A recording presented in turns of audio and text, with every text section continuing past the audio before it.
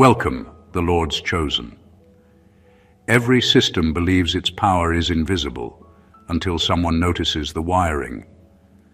There is a moment that almost never gets spoken about because the people who experience it usually go quiet or get erased from the story. It's the moment when a tightly controlled group stops preaching and starts watching, not to inspire, not to recruit, but to calculate. That shift is subtle, almost polite, but once it happens, you feel it. The energy changes. The smiles linger half a second too long. Conversations suddenly circle you instead of flowing through you. Here's a fact most people miss. Cults don't collapse because of opposition. They collapse because of unexpected comprehension. Historically, the greatest threat to closed belief systems has never been rebellion. It has been individuals who understood the structure without being formally initiated into it. No slogans, no rituals, no permission, just pattern recognition. When someone grasps how authority, secrecy, language, and emotion interlock without being taught, the system treats that person as an anomaly that must be investigated. That's where this story begins, not with enlightenment, destiny, or mystical downloads, but with discomfort on their side. Because when you see through something without being inside it, the system has a problem it can't label. You weren't recruited, you weren't trained, you didn't sit at the feet of anyone important. And yet, you arrived at conclusions people spend years being coached not to reach. And this is where it gets unintentionally funny, because systems built on absolute certainty are strangely fragile. They can tolerate doubters, critics, even enemies. What they can't tolerate is someone who understands the game but refuses to play it. That's when meetings happen. That's when theories form. That's when someone somewhere starts asking how you got this information, as if insight must come with a receipt. So if you've ever felt the gaze shift from guidance to scrutiny, from inclusion to analysis, from teaching to quiet surveillance, stay right here, because what unsettles them isn't what you know. It's the fact that no one can figure out how you knew where to look.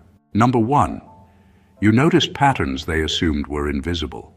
Most systems like this don't hide because they're brilliant. They hide because they rely on people staying tired, distracted, or emotionally invested enough to never step back. The structure works only when everyone is focused on their own small role. One person chants, another obeys, another enforces, another benefits. Very few are supposed to notice how these pieces lock together. You did. And that's where the discomfort started. What unsettled them wasn't that you discovered a secret document or overheard a forbidden conversation.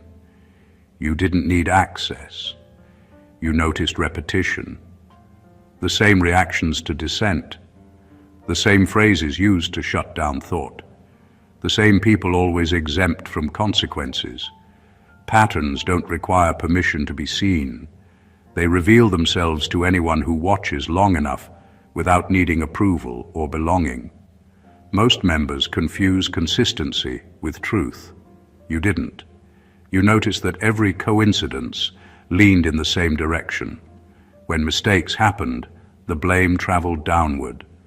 When success appeared, credit floated upward. When harm occurred, it was reframed as necessity. When doubt surfaced, it was labeled weakness. That kind of order doesn't happen naturally. It's designed. And once you see design, you stop mistaking it for destiny. They expected you to react emotionally, like everyone else does, to get offended, inspired, fearful, or loyal. Instead, you became observant. You watched how stories changed depending on who was listening. You noticed how rules hardened for some people and softened for others. You caught how urgency was used whenever logic started failing. Those details added up quietly, without drama. This is why they're unsettled, because pattern recognition can't be argued with. It doesn't need belief. It doesn't rely on ideology. It doesn't ask for permission. Once someone sees the wiring behind the wall never looks solid again.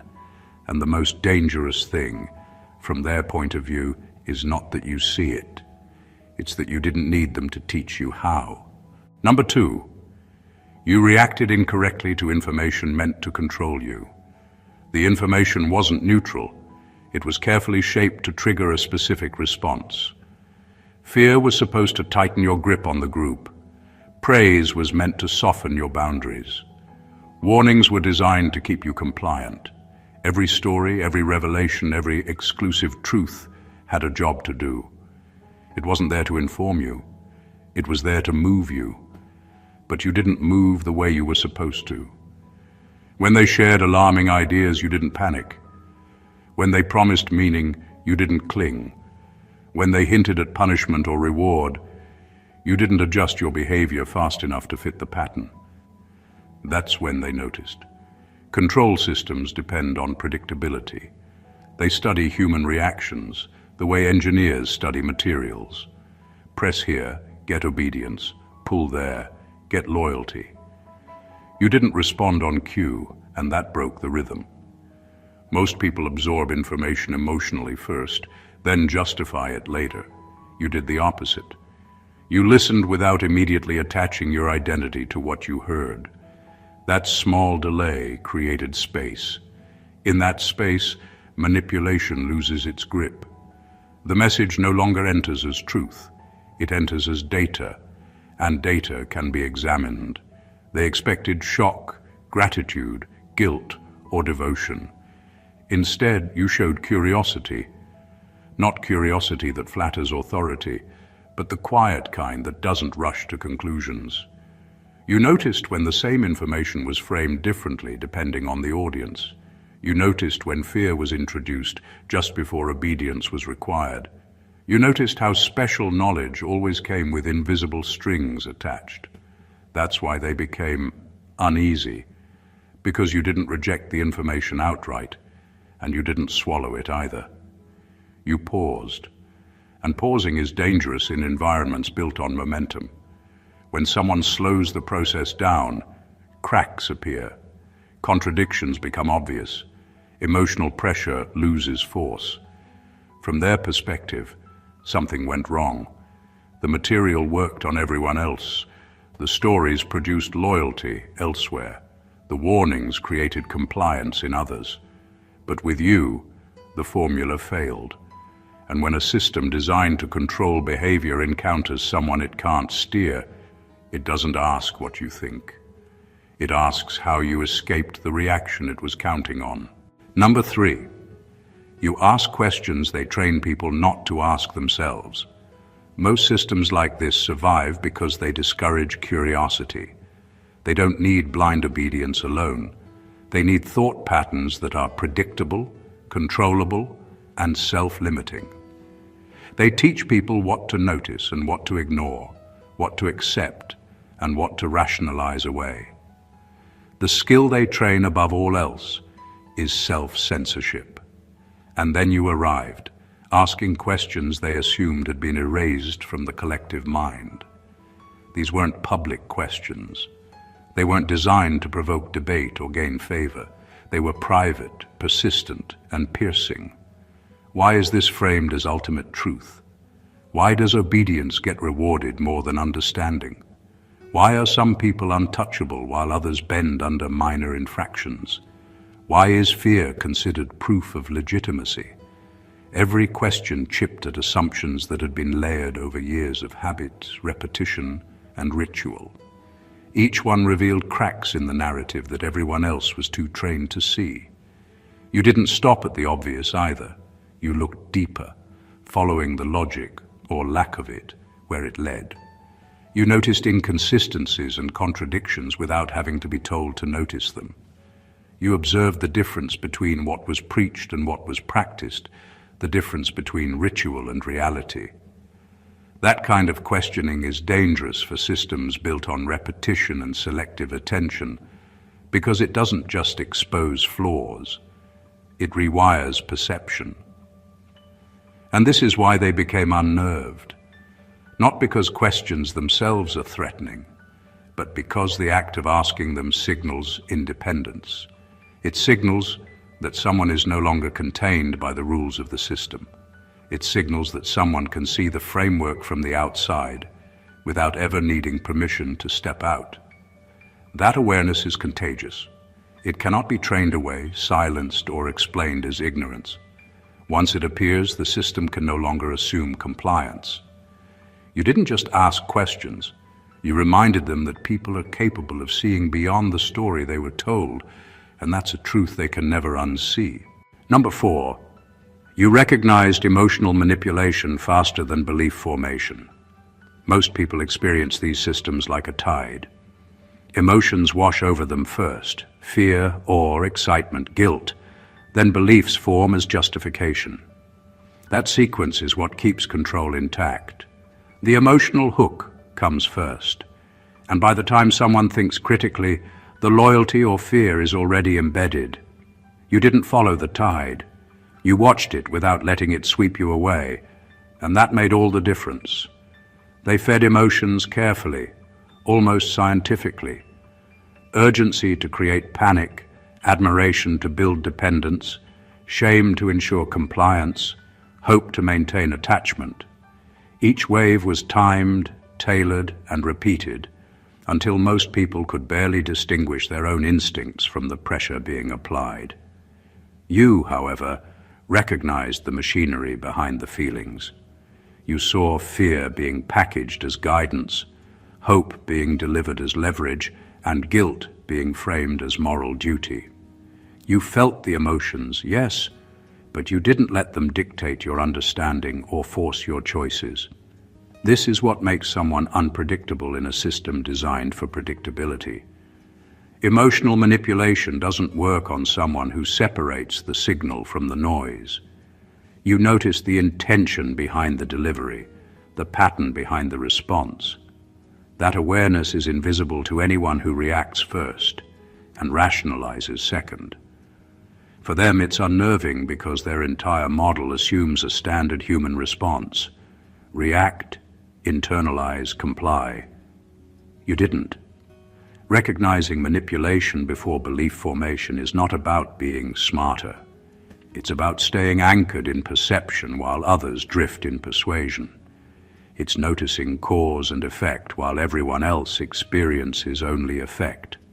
That skill makes the scripted moments of control look hollow, the threats look predictable, the promises look performative, and that's why they can't understand you.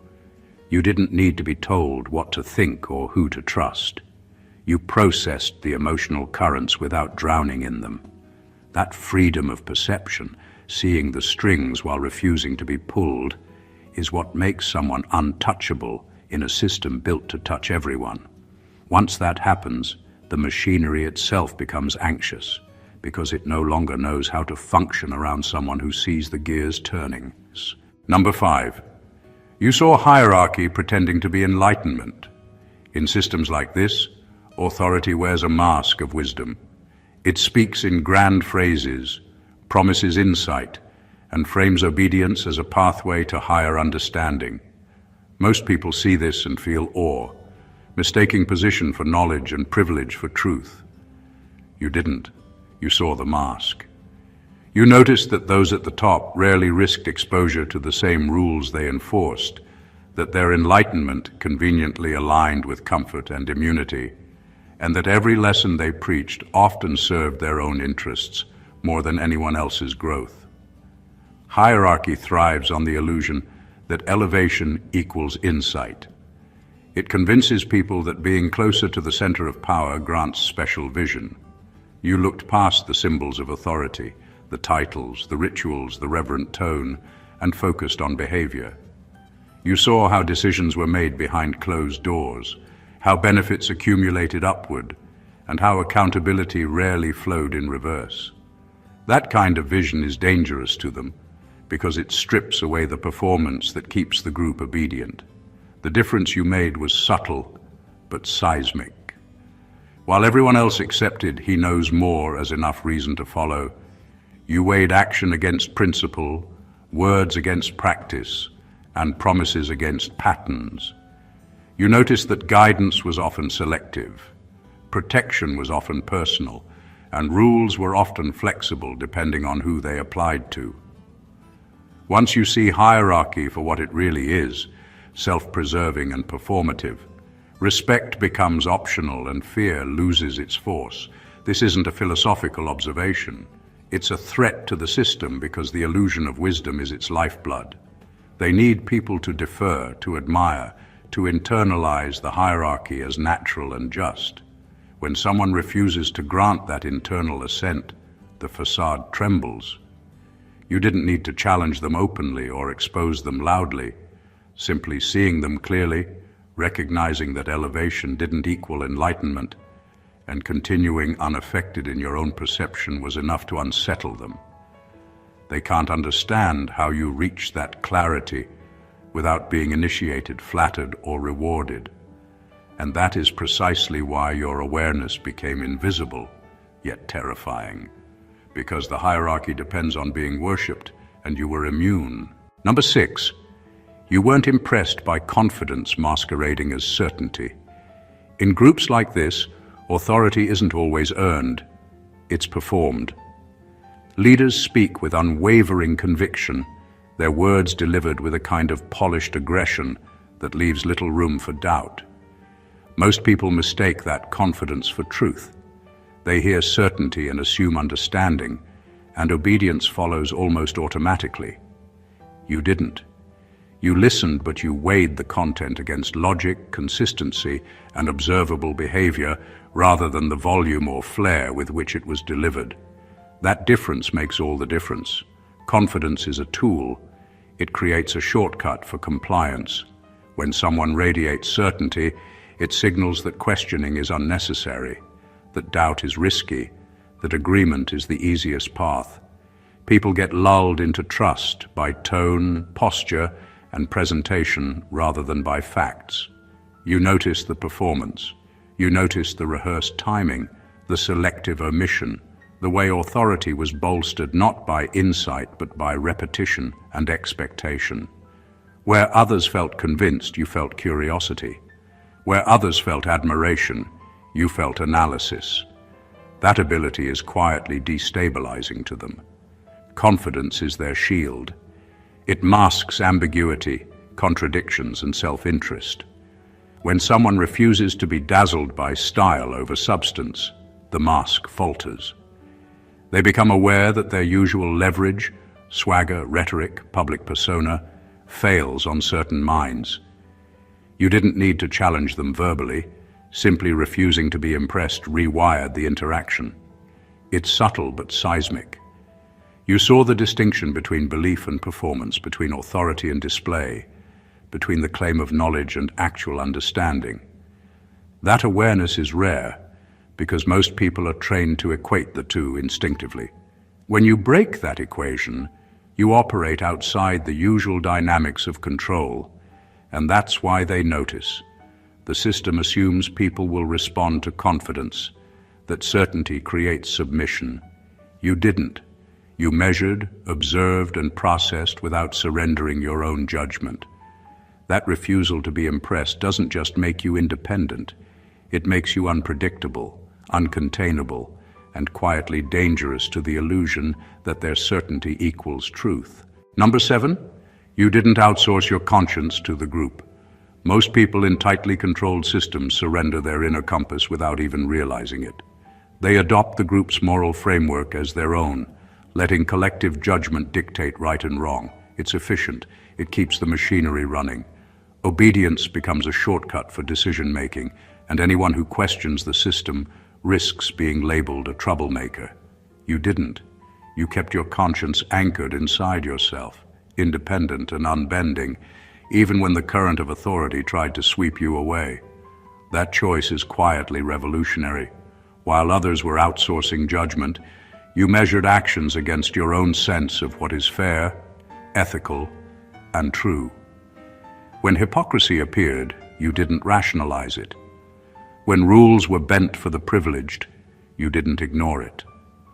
When fear was used to enforce compliance, you felt the weight, but didn't let it override your sense of judgment. That makes you unpredictable, because the system is built on conformity, not insight. Keeping your moral compass intact doesn't require confrontation. You didn't need to call anyone out or announce your independence.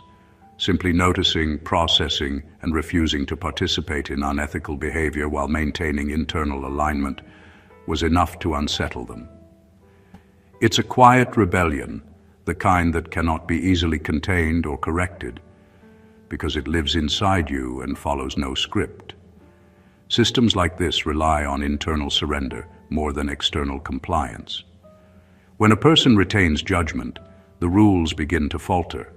Punishments, rewards, and manipulations lose their full effect. Your decisions stop being predictable.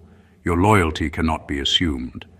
And that unpredictability is dangerous to the group because it exposes the fragility of authority. What they fear isn't your knowledge, your insight, or even your observation. It's that you still own yourself. You didn't outsource your conscience. You didn't hand it over for validation, for belonging, or for protection. That integrity, silent yet unshakable, is a breach in their architecture. And once someone operates from that place, no amount of indoctrination, intimidation, or charm can bring them back into the fold. Number 8, you noticed how language was engineered to limit thought. Language is the quietest weapon in control. In systems like this, words aren't just for communication.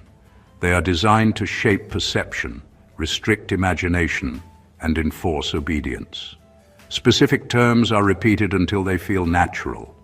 Labels are assigned to discourage questioning, and euphemisms are deployed to soften the impact of unethical actions. Most people internalize this without noticing, thinking they are simply learning the culture or understanding the truth. You didn't. You saw the structure beneath the words. You noticed which phrases were meant to shut down thought rather than invite it. You observed how certain words triggered automatic compliance, while others were deliberately avoided because they might spark independent reflection. You noticed the slippery way meanings were bent so that any resistance appeared wrong, misguided, or dangerous. That awareness gave you a vantage point they never expected anyone to reach without being trained, because most members never pause to examine the tools being used on them. Recognizing language as a control mechanism is more than noticing semantics. It's realizing that thought itself is being shaped before it even forms. They rely on this subtlety because it is invisible to the majority. Once you can see the manipulation, every slogan, mantra, or sacred phrase becomes transparent. Patterns emerge, contradictions appear. The illusion of wisdom, authority, or inevitability cracks open. You didn't need a teacher, a manual, or permission to perceive it. You simply stayed attentive, curious, and unwilling to let words dictate your perception. That's what makes this so dangerous to them. People who notice language as a tool, and not just a carrier of truth, cannot be fully indoctrinated. They can participate, observe, and even appear compliant, but the core mechanism of control has been neutralized, and that is why they fixate on you. Not because you repeated their secrets, but because you understood the framework that allowed their secrets to operate.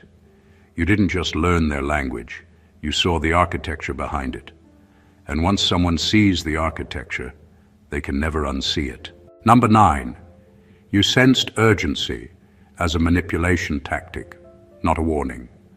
Urgency is one of the most effective tools of control because it short-circuits thinking. When people are rushed, they don't reflect, compare, or question. They react. These systems know this well. That's why decisions are framed as now or never, why hesitation is treated as failure, and why delay is painted as danger. Most people confuse urgency with importance. You didn't. You recognized it as pressure wearing the costume of necessity. You noticed the timing. Critical decisions always arrived with emotional weight attached. Fear was heightened, Consequences were exaggerated. Alternatives suddenly disappeared. The message was clear. Act immediately or lose everything. But you paid attention to what urgency always avoided: space for thought. There was never time to sit with the information, verify it, or let it settle. That absence wasn't accidental. It was the point. What made you different is that you slowed down internally, even when the external pressure increased. You didn't need to argue or resist openly. You simply refused to let speed decide for you. That pause broke the spell. Once urgency fails to trigger panic, its power collapses. Promises start sounding rehearsed. Threats start feeling inflated. The emotional leverage weakens. They rely on urgency because truth can withstand patience, but manipulation cannot. Real understanding improves with time. Control weakens with it. You sensed that instinctively. You noticed how urgency appeared whenever logic thinned out, whenever contradictions risked being noticed, whenever compliance was more important than clarity. The faster they pushed, the more obvious it became that something was being protected. This is why they became unsettled. You didn't reject their demands aggressively, and you didn't submit reflexively. You processed at your own pace. That independence disrupts the entire structure because urgency only works on people who surrender their timing. You didn't. And once someone takes ownership of their time and attention, no system built on pressure can fully contain them. Number 10, you observed leaders more than you listened to them. Most people absorb the words of authority like their gospel. They focus on speeches, lectures, and instructions, assuming that understanding comes from listening. You didn't. You watched. You studied behavior, patterns, and contradictions. You paid attention to what leaders did, not just what they said. That kind of observation is rare because it requires detachment, patience, and a willingness to notice discomforting truths that most people ignore in favor of reassurance. You saw the inconsistencies that others excused, the promises made publicly but ignored privately, the rules enforced on some while conveniently overlooked for others, the way influence moved silently behind closed doors, and how power was maintained not by wisdom or fairness, but by fear, favoritism, and performance. Those details don't jump out in a speech. They reveal themselves only to the observer who is willing to look beyond rhetoric and into real-world patterns. Observation without reverence is dangerous to systems built on image. Leaders rely on respect, awe, and authority as tools. When someone looks past the performance, the system is exposed as human, flawed, and self-serving. They become unpredictable, not because you confronted them, but because you refused to be fooled by the illusion of omnipotence. You were a mirror they couldn't ignore. This approach also revealed the mechanics of control. You noticed how attention was directed, how emotional pressure was timed, how obedience was rewarded and doubt punished. You pieced together a map of influence without needing anyone to explain it. That insight is far more powerful than any lecture or lesson because it doesn't depend on permission. It comes from seeing reality as it is. Leaders may speak with conviction, charm, or intimidation, but when someone observes their patterns instead of absorbing their words, the dynamics shift. You weren't just learning information, you were mapping power, and that is profoundly unsettling to them, because observation is invisible, relentless, and immune to their usual tactics. You became a presence they couldn't predict, and that alone makes you a force they can't fully contain. Number 11, you didn't confuse belonging with meaning. Most people in closed systems stay because they equate membership with purpose. The group promises identity, significance, and community, and in exchange, it asks for loyalty, conformity, and obedience. For many, the line between belonging and meaning becomes invisible. They confuse comfort with clarity acceptance with understanding. You didn't. You recognized that connection to a system doesn't automatically grant insight, value, or truth. Being part of a group is easy. Finding meaning is hard, and you didn't settle for shortcuts. That distinction gave you independence. While others derived purpose from approval, ritual, or inclusion, you measured significance by alignment with reality, morality, and personal perception. You noticed when actions were performed for appearance rather than effect, when devotion was demanded for control rather than guidance, and when camaraderie masked manipulation. That awareness kept you untethered from the emotional currents designed to bind members together. Belonging is comforting, meaning is demanding. Most people accept the comfort and mistake it for purpose. You didn't. You observed the difference, and in doing so, you exposed a vulnerability in the system. They rely on people mistaking attachment for understanding. When someone refuses that shortcut, the control structure begins to wobble. Decisions stop being predictable, obedience loses its automatic quality, and rituals that once reinforced cohesion reveal themselves as performance rather than enlightenment. You didn't need to reject connection entirely. You could interact, participate, and coexist, but your allegiance was never surrendered. Meaning was internal, belonging was external. That separation allowed you to navigate the group without being consumed by it, to see patterns while others remained emotionally invested, to evaluate motives while others merely followed. This is why your presence is unnerving. They can tolerate critics, outsiders, or rebels. They struggle with someone inside who doesn't confuse participation with purpose, who doesn't accept identity as a substitute for insight. Your understanding bypasses their emotional architecture, and that makes you untouchable in ways they can't predict, measure, or manipulate. Number 12, you realized secrecy was protecting power, not wisdom. Most people assume that hidden knowledge exists because it's sacred, profound, or dangerous to the unprepared. That assumption is what keeps secrecy effective. In reality, most of it isn't wisdom at all. It's power wrapped in the illusion of importance. Rules about who can know, when, and how are not designed to enlighten. They are designed to maintain hierarchy. You saw that. You understood that secrecy was a tool, not a treasure. By recognizing this, you removed one of their strongest levers of control. When information is scarce, people crave access. They obey rules, fear punishment, and accept authority in exchange for inclusion. But once you see that the scarcity is artificial and serves the few rather than the whole, the spell breaks. Knowledge loses its mystique, and with it, the power to manipulate. That realization is quiet but seismic. It undermines the entire system because secrecy is the backbone of influence. You also noticed the patterns secrecy creates. Certain people were always in the know, always shielded, always insulated from accountability. Others were deliberately left in the dark, not because they couldn't handle the information, but because controlling access maintained obedience. You observed how confusion was manufactured, how gaps in knowledge were engineered to produce reliance, fear, and submission, and you understood it without ever being taught.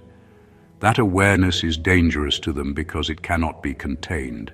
Secrecy works because people believe there is something to lose. Once you recognize that the purpose is preservation of privilege, not protection of truth, the power dynamics become obvious. You no longer need approval, access, or initiation to see the system clearly. You see the mechanics of control for what they are, and you remain outside their invisible chains. That is why they fixate on you. Not because you discovered hidden truths, but because you understood why the truths were hidden and didn't need them to validate it. You saw the architecture behind the curtain, and once someone sees that, secrecy no longer protects anything. It only exposes the system itself. Number 13, you treated the group as a system, not a sanctuary. Most people enter groups like this looking for refuge. They want certainty, belonging, or relief from the chaos of thinking alone.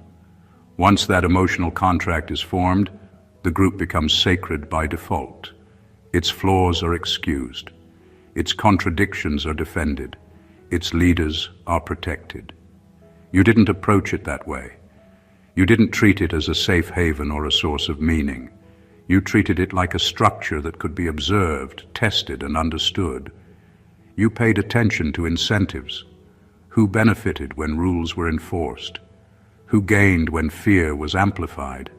Who lost when questions were discouraged?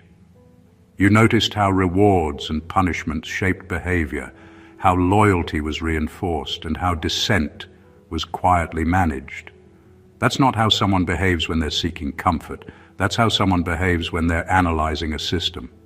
Seeing it this way stripped away the emotional fog. Rituals stopped feeling sacred and started looking functional. Rules stopped feeling moral and started looking strategic. Even kindness revealed patterns: who received it, when it was given, and what was expected in return. None of this required hostility or rebellion. It required clarity. And clarity is disruptive in environments that depend on emotional dependency. Systems hate being seen as systems, because once you recognize feedback loops and control mechanisms, you stop personalizing the experience. You no longer feel special when praised or ashamed when corrected. You understand the move, not just the message. That understanding makes manipulation inefficient. It also makes your reactions harder to predict. Others were inside the experience. You were studying it. Others were emotionally invested. You were structurally aware.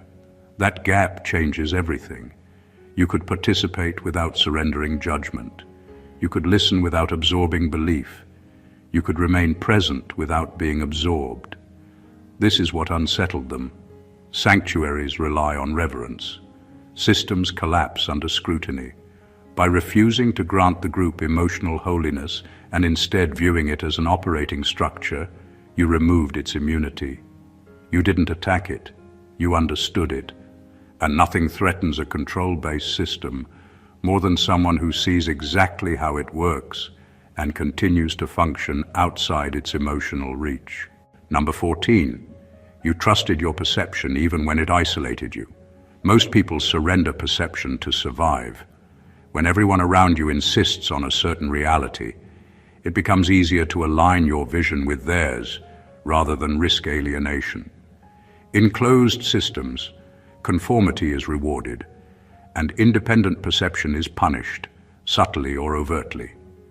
You didn't surrender. You trusted what you saw, felt, and understood, even when it put you at odds with everyone else. That is both rare and profoundly destabilizing to any group that depends on uniform thought. Trusting your own perception in such an environment is not about arrogance or certainty, it's about integrity. You didn't need validation, approval, or consensus to confirm your understanding. When others were swept up in ritual, repetition, or fear, you observed, analyzed, and acted according to your own judgment. That independence made you unpredictable, uncontainable, and quietly dangerous because control systems rely on predictability more than anything else. Isolation is the natural consequence of perception that refuses compromise. You were aware of the social cost, yet you maintained your stance. You didn't join in automatic agreement, and you didn't detach in despair.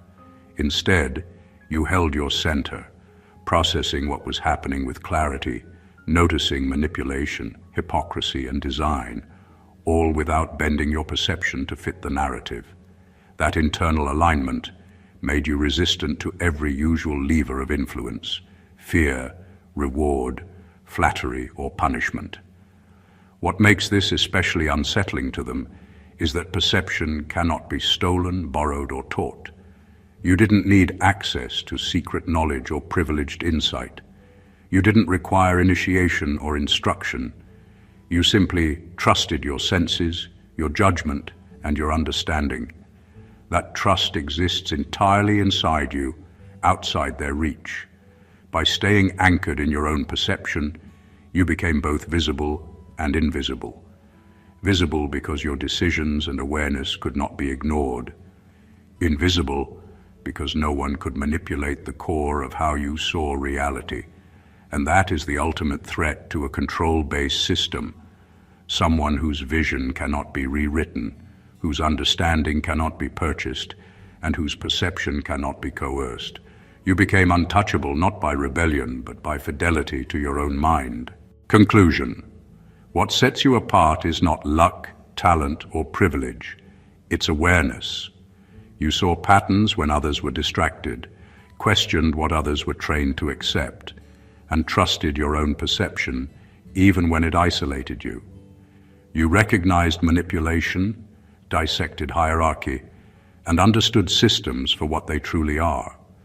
Every tactic meant to control you, emotional pressure, secrecy, urgency, feigned certainty, failed because you approached the world with clarity, curiosity, and integrity. You didn't need approval to validate what you saw, and you didn't rely on belonging to define your meaning. That combination, observation without bias, conscience without compromise, perception without fear, is what makes someone untouchable in a system built on control. You didn't just survive scrutiny, you revealed the mechanisms behind it. You didn't just resist manipulation, you neutralized it by refusing to play the game. You didn't just see the leaders, you saw the architecture of influence itself.